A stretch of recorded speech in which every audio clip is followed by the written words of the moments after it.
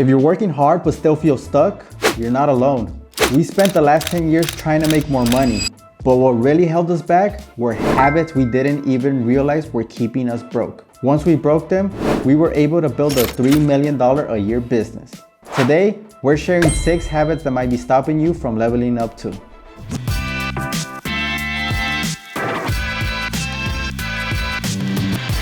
In the beginning, when we first started the business, one of the things that held me back the most was procrastination. And that's because I was waiting for everything to be perfect. And to an extent, I'm still waiting for everything to be perfect, which is not going to be the case. I think that's the case for a lot of people. It's just they're just waiting for the right time. And so they put things to the side, or they put things for the future. I'm like, in a business setting, I'm just going to wait for me to get a bank account, a business bank account, and then I'm going to start my business. Once I have my business bank account, I'm gonna wait for my LLC. And then even though I have my product, I don't have the packaging. And definitely, I think procrastination is definitely there at the beginning. At least for us, it was. I personally have procrastinated it. One of them is not too long ago in 2024, we're a team of 15 people. We knew that we needed to let go of 2 people and cut someone's hours because those hours that they were being spent weren't being effective. So it needed to happen months before. And so I procrastinated because I definitely had that fear of having that tough conversation. I just put myself in the situation where I couldn't get out of the conversation. I let everyone know, okay, this Thursday we're all gonna meet at 10 a.m. And so I put myself in that situation where I couldn't get out of it. By doing that, I committed not just myself, but everyone to that. I also had a lot of fear, and then I just did it without thinking about it. And so that's one of the ways that at least I got out of that procrastination. This is by taking action. It's just putting yourself in a situation where whether you don't want to do it or you want to do it, it has to get done because there's no other way.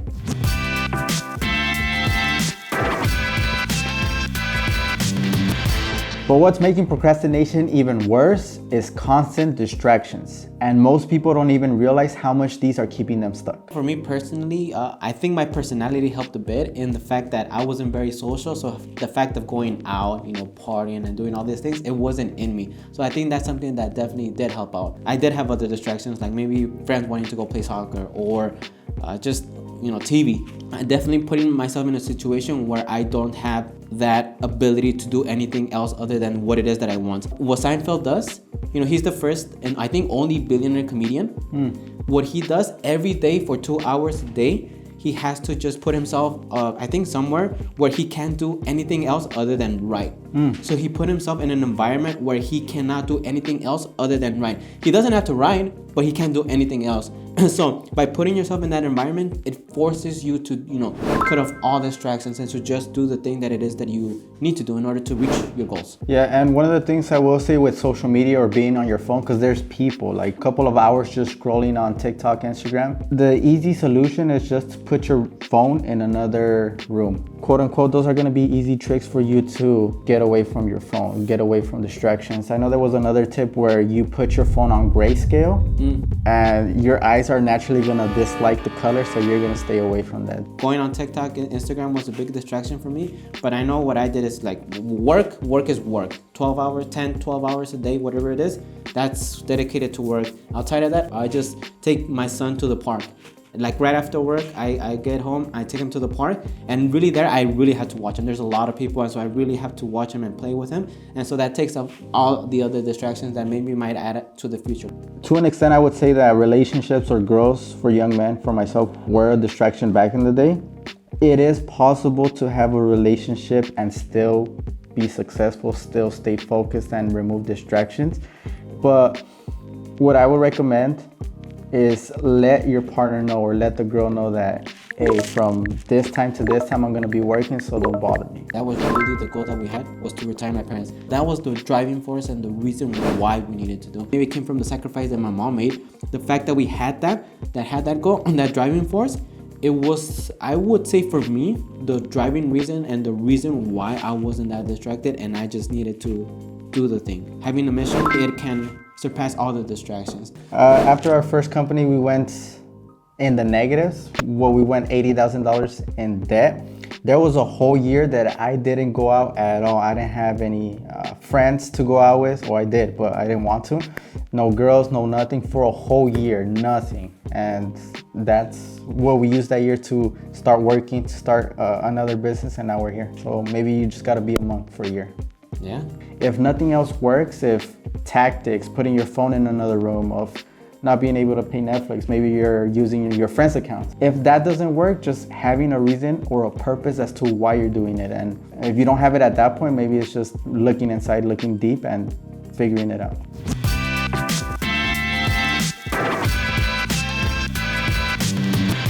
And that's the thing, distractions aren't just coming from your phone, they're also coming from the people you surround yourself with, which leads to habit number 3, your friend group. Back in the day in high school, I only hung out with a few group of people. The people I hung around with were also goal-oriented. Some of them became truckers, some of them got into social media, they started their own thing. So at least for me, thankfully, my friend group wasn't like just party or girls or YOLO stuff. Once we started doing business and once we started actually trying to make something out of ourselves, a couple of instances where we were playing soccer, and I know we talk, what do you do now, and just updating each other. And I know that there was a comment that was made saying that this individual became the manager of this department store, but he was saying that, but he doesn't even do anything, like he just stands there. And so like he was making it like it's a positive. He goes to work, doesn't do anything, and gets paid. And for me, kind of that mentality, I was like we had nothing in common, we have no similarities. And that comment and that mindset, being surrounded by that, I know it was gonna put me in a state where maybe I might be like brought down to that. Definitely, I don't think that that's the environment that I should be surrounded with. And so at that point, really only when they called me to play soccer or anything like that, I never really reached out to them. And little by little, it just started to fade away. And up to now, I haven't seen them for like years, 3, 4, 5 years. Getting exposed to people who are making a lot of money, who actually had a business versus our friend group, at least my friend group. I mean, we grew up in South Central, LA. So the mentality there, how you mentioned, it's soccer, it's school, going to college, getting a job, maybe getting married, getting a wife. So the mentality that they had wasn't necessarily a bad mentality, but it wasn't a mentality of them experiencing the whole world, because we were in a bubble of South Central. Once we started leveling up our mindset per se, and we started experiencing the world, I think that's where the differences came about, no? Mm-hmm. Eventually, that's where we grew out of our friend groups and we started leveling up, and we started surrounding ourselves with people where we told them our goals, and they're like, man, I know you could hit it. You guys are young, you guys have determination, so just go hit it. That kind of support and that kind of positivity, let's call it that, it really has a positive effect, because now you see that people are actually looking up to you and supporting you. And definitely surrounding yourself with those type of friends and those type of just group, I think it's extremely important. The people you surround yourself with are usually who you're gonna become with. So if I have a friend group who always likes to party Saturdays and Sundays, and they're always inviting me, eventually I'm gonna say yes to them. And so that eventually is gonna lead me down into a path of just partying, of drinking, of, hey, instead of going to your little job or your little business, come out and party with us. That's gonna bring me down in a negative way, versus some of the people that we've experienced on our end. One of the things that I do a lot is I go on YouTube, I listen to people like Ismail, to Alex Hermosi, to Patrick Bet-David, and they have all these dreams. Even though I'm not like in a friends group with them, but the fact that I'm always surrounded by some of their videos, by all of that, the direction that they're taking the company, the goal for the company, I know that for me, being in that environment, being surrounded by that group of people, it would freaking want to make me push. It's expanded our vision. 100%. Surrounded by those type of people, and by looking at their YouTube videos, seeing what they say, it's expanded our vision for sure.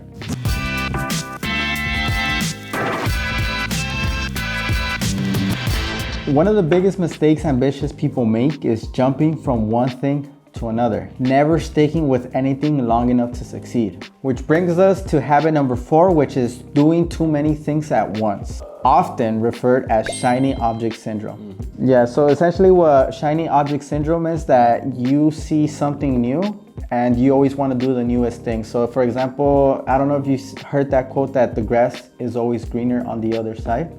That's not the case. So for example, some of the things we've seen on social media, some of the things we've experienced, not necessarily in business, but just on the direction we want to take the business, is we do one thing because we see other people do it, we see that they're doing good, we start doing it, we see that it's hard, but then other people are succeeding in different areas. So then we see that maybe we should change our route, our direction, and do this thing. So for example, in the business, I know in the beginning, we started off doing DIY kits with vinyl. But then eventually we wanted to get into the carbon fiber custom parts. And then we also wanted to do injection molding, but we never stuck with one thing. And so that's what progressed us from moving forward. In 2022, we also wanted to start a wrap shop. So we invested a lot of money. We invested a lot of our focus into the wrap shops. In 2021, we hit $1.8 million in sales. 2022, when we started doing the wrap shop, the carbon fiber parts, the injection molding, the products for detailing, we went down in revenue to 1.6 million. Automotive vinyl shop, it has extra money. The injection molding, extra money. So it was kind of that new shiny object thing that we would think make us grow the business.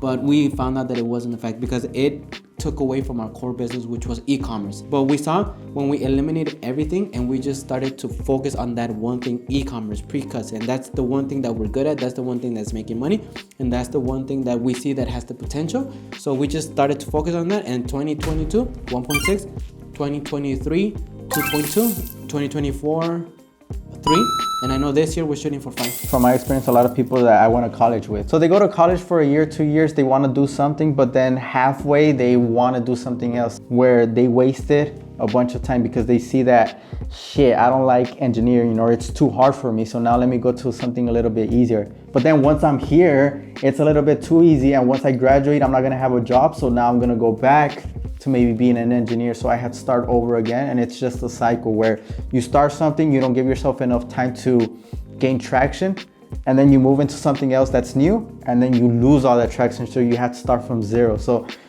if you start going after the shiny object, if you always think that the grass is always going to be greener on one side, you're always going to start from zero. It's not necessarily that the grass is always greener on the other side. It's the grass is always greener where you water it. So if you stick with that career, if you stick with that business for a year, 2 years, 3 years, 4 years, like us, we're in our 5th year of the same business, you're going to succeed eventually. It's just a matter of time.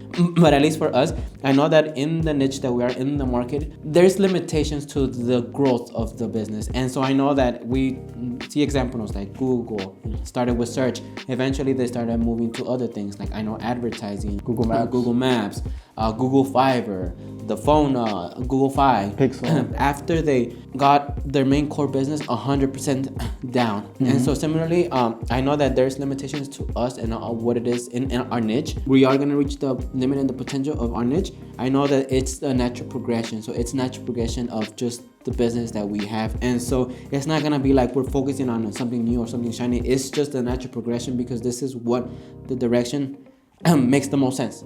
It just is. The business that we are going to be expanding into is going to be a natural extension of it. Just think of it as a tree, and it's just in a branch you have other small branches. It's a similar way. Instead of just planting a new tree, you're just branching out your branches. Adding to our core business, I know that we already have the fulfillment side, that we have everything. It's just a matter of adding this thing as opposed to starting a completely new industry or a new business. So it's just kind of like you said, it's just a branch from the tree.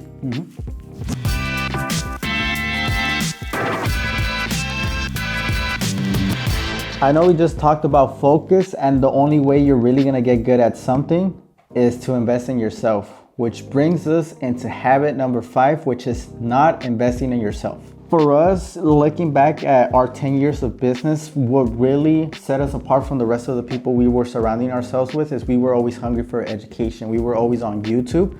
Through us searching on YouTube, I know we found other people that were succeeding, and that's eventually how you started getting into e-commerce. That's eventually how we started selling our first business. When we didn't have a clear direction, or we didn't know how to go a certain route, we watched a YouTube video, how to list on eBay, how to list on Amazon, how to list on Etsy. And so once we got to that stage where we knew how to list, then we came across another roadblock, which is how to ship out the labels, how to do customer service. So we were on YouTube almost religiously. When investing in yourself, it doesn't necessarily mean money. It could also be the time, because we spent a lot of time on YouTube. We spent a lot of time actually doing the things that we didn't know that, but we were learning and we were building certain skills. And so technically we were investing time to build those skills, to build that knowledge that we needed, because we had essentially zero money. Just to give you an example in the industry that we're in, which is e-commerce. So look at it as a video game. When you first start a video game, your character is at a level 1. For you to be able to tackle a level 10 boss, you need a level up. You need a sword, you need a shield, you need potions, you need to learn how to make potions. For us, it was similar in e-commerce. For us to get to this stage of $3 million, it wasn't just overnight. We had to learn e-commerce. We had to learn the different marketplaces, eBay, Amazon, Etsy. We had to learn how to ship. We had to learn that there's taxes involved. We had to learn the LLC. We had to learn bookkeeping. So there's a bunch of things, that basic things across all businesses that you have to learn. So once we learned that, we were able to move on to the next level, is how can we dig deeper into our knowledge for the business we're in, which is film. What type of film is the best? How do we cut the film? What machines do we need for the film? And it's just progressing, just leveling up every time. So education, investing in your skills, investing in yourself, taking courses, that's the fastest way you're gonna progress in anything you do. So I know we invested a lot of time for us in our education. So it wasn't money. But I know that if we had the money could have been used on online courses, mentorships, on guidance. Time. If you don't know exactly what to do, is start working at jobs that you see that there's potential in. So if you like video games, maybe working to develop video games, working internships. You're either gonna spend your time, you're gonna invest in courses. If you want to go to something specialized, like be a mechanic, be electrician, HVAC, just anything trade, go to a school. So those are the different ways you're gonna be able to invest in yourself. Online courses, YouTube, talking with other people, especially that's one of the things I recommend. If you know anyone that's successful, if you have a successful friend who has a business, a family member, even someone where you could just pay to ask them, what do I need to do for me to get started? That's one of the ways how you're gonna invest in yourself.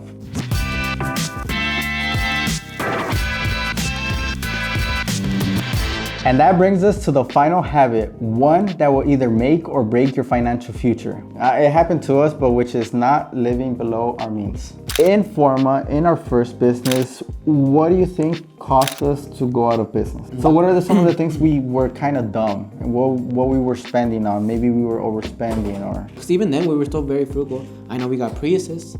I know that for an extremely long time, even up to a point now, we're still very frugal on a lot of things. Now, because we do have a little bit of discretionary income, I know you buy like hamburgers, you buy it from our favorite place, Hercules, which is a burger place. We buy food that we like. And so maybe that's something that has gone up in spending. But aside from that, at least personally for me, clothes, I don't buy any of my clothing. I know my mom buys essentially all my clothing. Now we do have nicest cars.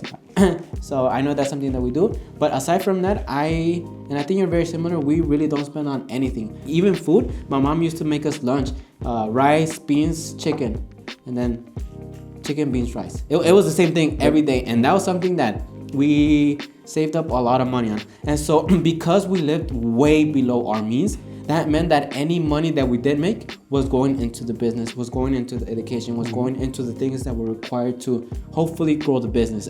When we started Bogarte, because we were so frugal, it allowed us to purchase our first batch of inventory. Yep. It allowed us to purchase our, first machine. And so the fact that we were very frugal, it allowed us to invest that money into the thing that put us in a better position. Let's put it that way. Yeah, because how much harder would it be if you were spending a bunch of money on clothes, on cars, on whatever, on apartments, on houses? Yeah. If we were spending on apartments, on all these clothes, cars, it would have been, I would say, impossible. Because where's the money going to come from to buy your material? Where's the money going to come from to invest in a course? It's not going to come from anywhere. So it would be impossible if we didn't live below our means. My brother mentioned, I know now we have a little bit more discretionary income, but ultimately we still have a big savings account, at least on the business end. I know for our personal side too.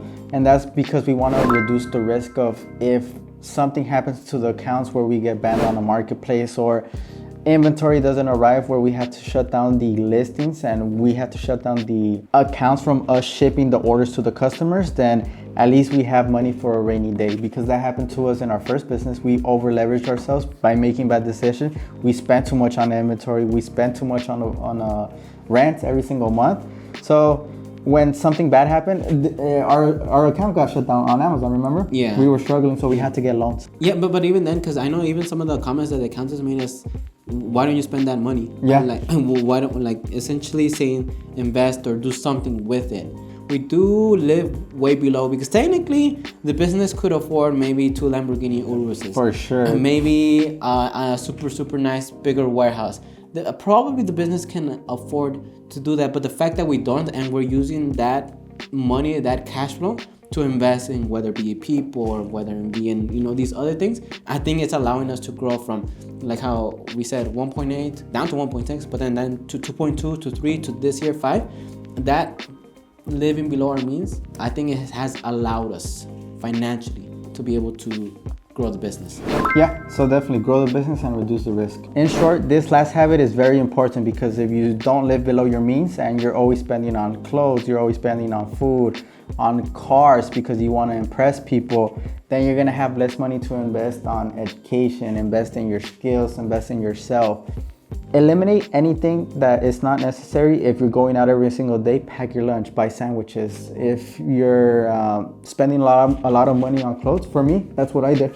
Up to this day, I just buy the regular 5-pack Hanes, and that's all I wear, just blank shirts. Everything is blank, no designs, no nothing, because I could be wearing the same thing every single day. These were the 6 habits we stopped doing that allowed us to get where we are today. So if you're serious about getting ahead, breaking these habits is the first step. Now, which one do you think is holding you back the most? Let us know in the comments below. And if you're ready to take things to the next level, check this video out next.